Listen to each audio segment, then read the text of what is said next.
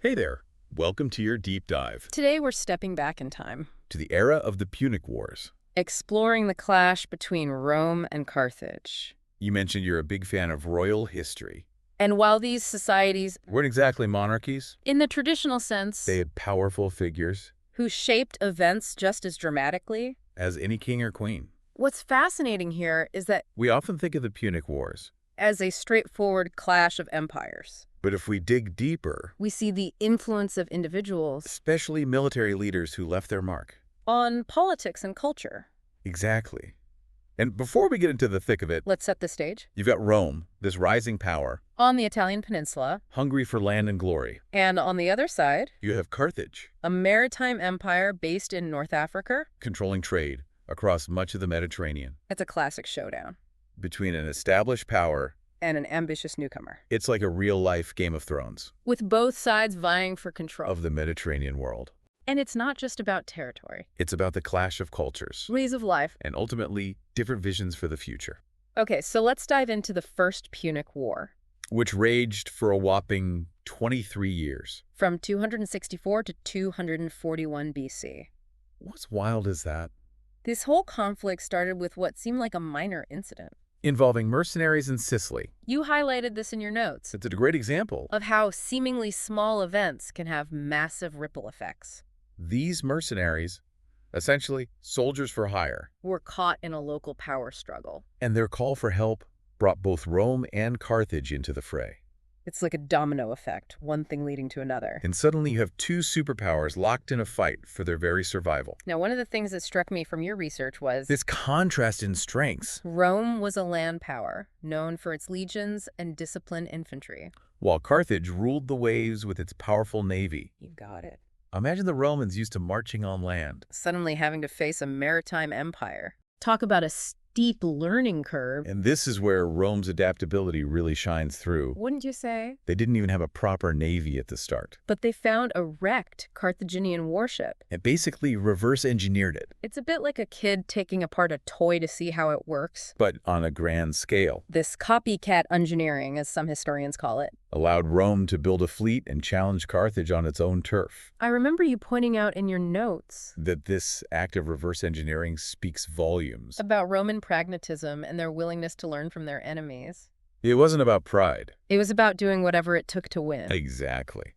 And this leads us to a pivotal moment. The Battle of Mylae in 260 BC, Rome surprised everyone including probably themselves. by defeating the Carthaginian navy. And this victory wasn't just about numbers. Right. It was about this crazy invention the Romans came up with. The Corvus. You were fascinated by this in your notes. And honestly, who wouldn't be? Imagine A this, big, heavy plank. with a metal spike Basically a boarding ramp. that the Romans used to grapple onto enemy ships, It essentially turned naval battles into land battles. negating Carthage's naval advantage. It's like they said, Okay, you want to fight at sea. we'll bring the land to you. But the war wasn't just about tactics and technology. It was also about the personalities involved. You mentioned Marcus Atilius Regulus. The Roman general who led the invasion of North Africa. Regulus is a fascinating figure, A symbol of Roman determination. but also perhaps Roman propaganda, Initially, he was incredibly successful. racking up victories and pushing deep into Carthaginian territory. But then came the Battle of Bagradas in 255 BC. A crushing defeat for the Romans. What went wrong? Two key factors contributed to this Roman disaster. First, Carthage had a secret weapon. Xanthippus, a Spartan mercenary general. Sparta. Weren't they fading as a power by this point? They were. But Spartan military training was still legendary, Xanthippus brought that expertise to the Carthaginian army. outmaneuvering the Romans and inflicting a heavy defeat. It's a reminder that individual brilliance can still make a difference. Even in large-scale conflicts. And the second factor, Well, let's just say the Romans got a taste of something. big Yeah, and very Carthaginian. war elephants. Imagine the chaos and terror. As these massive beasts charged into Roman It formations, was a psychological blow. as much as a physical one. And poor Regulus ended up captured. What's interesting here is the story that grew up around his captivity. You even highlighted this in your sources. This tale of him being sent back to Rome to negotiate peace. Only to urge his own people to fight on. knowing it meant certain death for him. upon his return to Carthage, He's a captivating story. highlighting Roman values of loyalty and self-sacrifice. But as your sources point out, It's likely been embellished over time it's a classic example. of how history gets intertwined with legend. But regardless of the specifics, The war raged on. and Rome's sheer determination won out in the end. Their ability to mobilize their entire population for the war effort Their fierce pride and their refusal to accept defeat. ultimately proved decisive, While Carthage, on the other hand, relied heavily on mercenaries, which can be unreliable, and their leadership seemed more focused on profits and losses. than on a long, drawn-out struggle. It's almost like they were playing different games. Rome was in it for the long haul. Carthage, perhaps less so. And the peace treaty that followed in 241 BC reflected that Carthage had to give up Sicily pay a hefty indemnity. and essentially lick their wounds. But this so-called peace was just a prelude to even more conflict, The treaty itself, with its harsh terms, created resentment and economic hardship. setting the stage for the rise of a figure who would become Rome's ultimate nightmare, Hannibal, the son of Hamilcar Barca. a Carthaginian general who refused to surrender in Sicily, And that. is where things get really interesting. So we left off with this peace treaty. That was anything but peaceful. It's a great example of how historical figures Even those not in traditional positions of royalty. can shape the course of events. Hamilcar Barca This defiant Carthaginian general. refused to surrender in Sicily at the end of the First Punic War. And that defiance set in motion. A chain of events that would have major consequences. You're talking about the mercenary war. This conflict that erupted within Carthage itself. Exactly. Remember Hamilcar? Thousands of battle-hardened mercenaries under his command. These guys were expecting to get paid. And when the Carthaginian Senate tried to cut corners.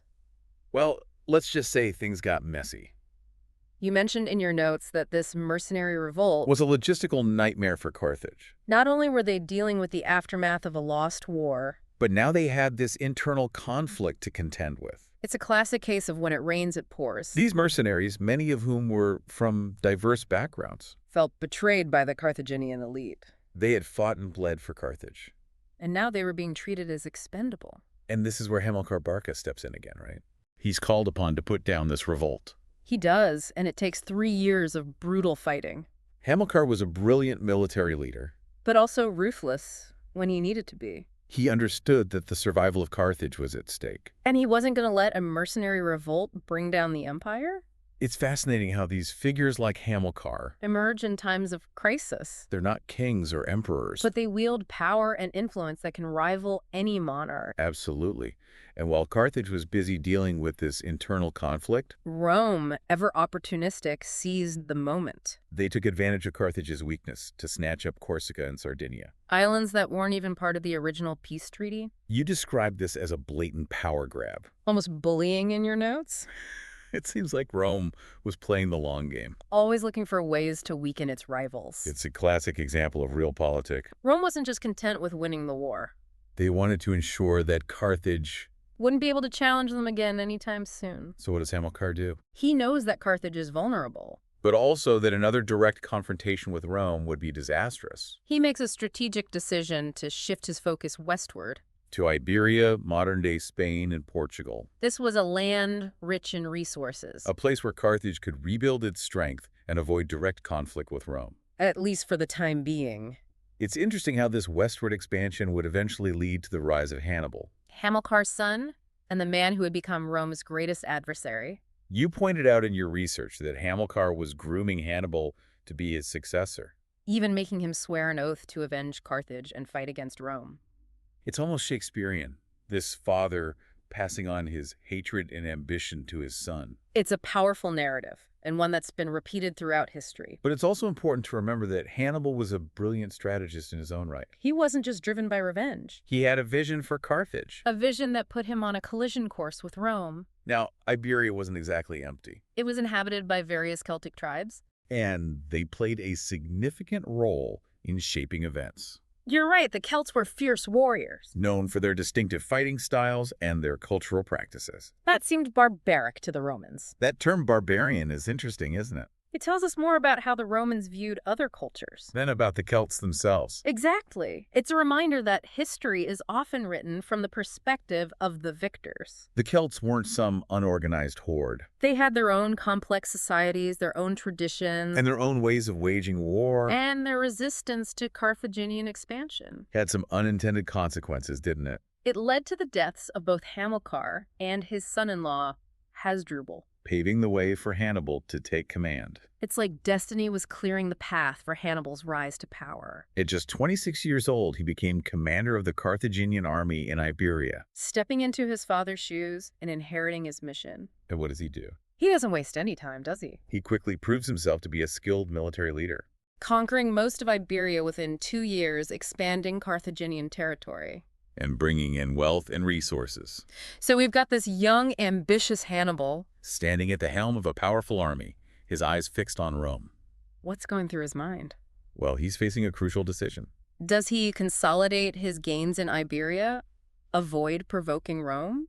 And perhaps follow a different path for Carthage. Or does he honor his oath, cross the Ebro River? And risk a full-scale war with the most powerful empire in the Mediterranean. It's a decision that will change the course of history. So he's standing at this crossroads. This young general. Who could have chosen a different path? For Carthage. A path of peace. And consolidation. But he doesn't, does he? He decides to take the risk. To challenge Rome. Yeah. Head on. He does. Hannibal decides to cross the Ebro River. And that decision? Sets in motion the Second Punic War. One of the most epic conflicts in ancient history. You mentioned in your notes that some historians believe this was a strategic decision. That Hannibal understood that a direct attack on Roman soil would force them to fight on their own turf. Potentially disrupting their alliances. And giving Carthage an advantage. It's one interpretation. Hannibal was a master strategist. And he knew that Rome's strength lay in its ability to mobilize its allies. And project power. Across the Mediterranean. By attacking Italy directly. He was striking at the heart of the Roman Republic. There's also an incredibly risky move, wasn't it? Marching an army. Including war elephants. Over the Alps. It sounds almost impossible. It was. A logistical nightmare. The Alps were treacherous. The weather unpredictable. And the Roman legions were waiting. On the other side. Yet he did it. He led his army across the mountains. Surprising the Romans. And inflicting a series of devastating defeats. I remember you describing the Battle of Cannae. In your notes. A tactical masterpiece where Hannibal encircled and crushed a larger Roman army. Cannae is still studied. In military academies today. A classic example of encirclement and annihilation. Hannibal's use of terrain, his understanding of Roman tactics, and his ability to inspire his troops. All contributed to this stunning victory. It must have sent shockwaves. Through Rome, this young Carthaginian general, who they had underestimated as now a serious threat, threw the Roman world into chaos. And people were terrified. They thought Hannibal was going to march on Rome itself. And destroy the city. But he didn't, did he? That's one of the big what-ifs of history. Why didn't Hannibal attack Rome when he had the chance? Some historians believe he lacked the resources. For a lengthy siege. That his army, while victorious in the field, wasn't equipped to take on the defenses of a major city like Rome. Others argue that he was hoping to break Rome's alliances. To isolate them politically. And force them to surrender on his terms. It's fascinating to think how things might have turned out differently if he had made that move. But even without capturing Rome, Hannibal remained a thorn in their side for years. Controlling large parts of Italy.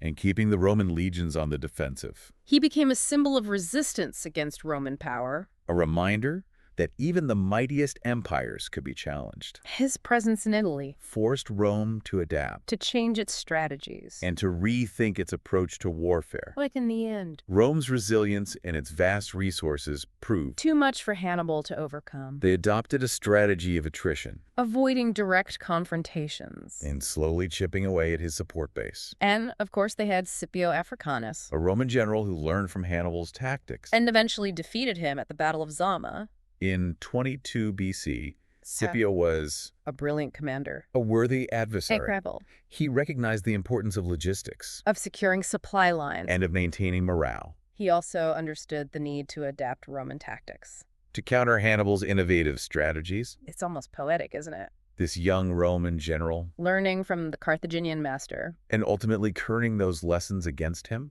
It's a reminder. That history is full of unexpected twists and turns. Hannibal, despite his brilliance and his early victories, Couldn't overcome the sheer determination and the vast resources. of the Roman Republic. So, what happens to Hannibal after his defeat? Does he just fade into obscurity? Not at all. He returns to Carthage, still a respected figure, And tries to reform the government to make it more efficient. and less corrupt. But his enemies Those who had opposed him during the war? eventually force him into exile, It's a sad end for a man who had achieved so much who had challenged the might of Rome. and come so close to victory, Hannibal's story is a testament to the power of individual ambition. to the impact that a single person can have on the course of history, He was a brilliant military strategist, a charismatic leader and a figure who haunted the Roman imagination. for centuries. So as we wrap up this deep dive, What are the key takeaways? what can we learn from the Punic Wars? And from the life of Hannibal, We can see how seemingly insignificant events like a dispute over mercenaries, can spiral into major conflicts, we can see how individual leaders even those not in positions of traditional royalty. can shape the destinies of nations, And we can see how even the mightiest empires are vulnerable to challenge. to innovation and to the sheer determination of those who oppose them, It's a story that reminds us that history is full of surprises of unexpected turns. and of the enduring power of human ambition and resilience, And it's a story that continues to fascinate us to challenge our assumptions. and to make us wonder, what if? What if Hannibal had marched on Rome? What if Carthage had won the Second Punic War? These questions will continue to be debated And explore. for centuries to come. And on that note, We've reached the end of our deep dive thanks for joining us on this journey through the Punic Wars. and the life of Hannibal Barca.